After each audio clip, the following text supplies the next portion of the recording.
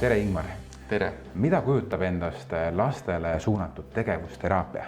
Meie oma haiglas oleme keskendunud lastele, kellel on reumatoloogiline, ortopeediline või neuroloogiline käeprobleem.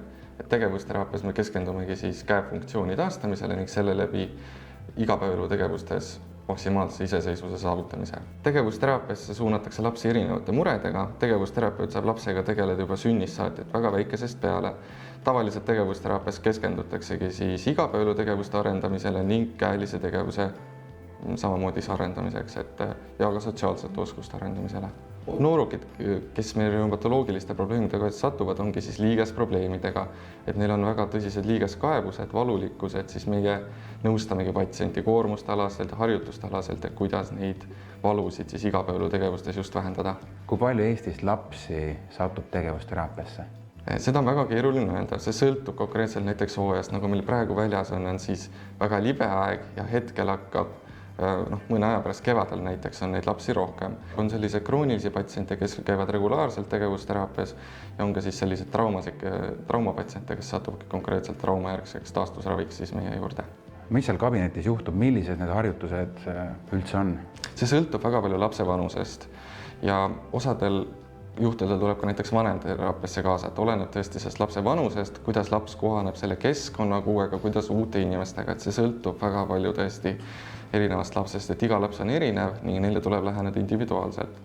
Esimesel korral tavaliselt meie oma teraapiates hindame siis lapse käefunktsiooni ning igapäevaelu tegevusi uurime, kuidas laps igapäevaselt hakkama saab, mis on tal raskusi või mis on hästi. Ja siis edasi me planeerimegi teraapiat, seame koos patsiendi ning tema lähedasega teraapiale eesmärgi ning nii see teraapiaprotsess kulgeb. Kui oluline nüüd nende harjutuste tegemisel on järjepidevus? Tuleb need teha kodus? Ja loomulikult see aeg, kui meie siin teraapias oleme, on väga lühike aeg, et see, mis tegelikult põhiline ongi see iseseisev töö, mida siis laps ja tema vanem saab koos teha. Et me sageli kaasame ka esimesel korral vanema, et me seletame ära, mis me siin teraapias teeme ning tutvustame talle, mis oleks vaja tulevikus edasi teha.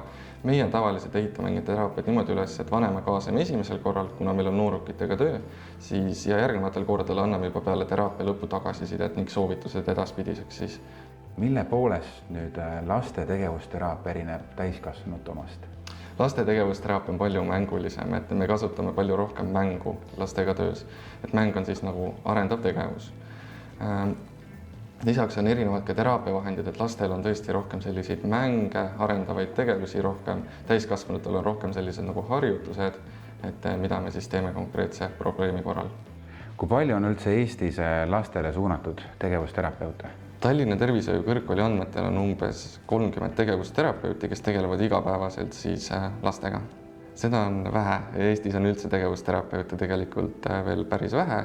Meid võiks olla rohkem. Kui nüüd laste tegevusterapeute ei ole piisavalt palju Eestis, kas lapsed saavad ikka abi? Ja loomulikult, et siin on väga tihe koostöö perearsti ja eriarstide vahel. Et tegevusterapeut võib olla küll vähe, aga need inimesed, kes vajavad tegevusteraapiat, ikka tegevusteraapiasse alati jõuavad. Kust üldse leiab veel lastele suunatud tegevusterapeute? Tegevusterapeute tänapäeval on juba kõigis suuremates haiglates ning kes on siis spetsialiseerunud lastega tööle. Lisaks on olemas erinevaid selliseid keskusi, näiteks Haapsalu neuroloogiline keskus, kus spetsialiseerutaksegi neuroloogilistele probleemidele kõige enam. Aga enamasti jah, et kõikides suuremates haiglates on olemas, lisaks on olemas rehabilitatsiooniteenus, kus saab juba siis lapsi edasi suunata.